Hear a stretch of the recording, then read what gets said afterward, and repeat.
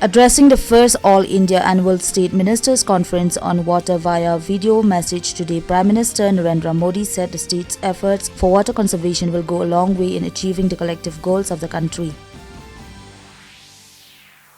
The Union Government has approved the National Green Hydrogen Mission with an initial outlay of 19,744 crore rupees.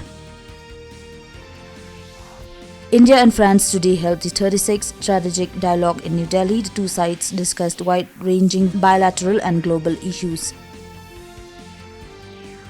Addressing the function after inaugurating the third National Conference of Heads of Investigative Agencies in Jaipur, Union Minister of State for Home Nityanand Rai said that with the changing nature of crime, the use of the latest techniques has become necessary for the police.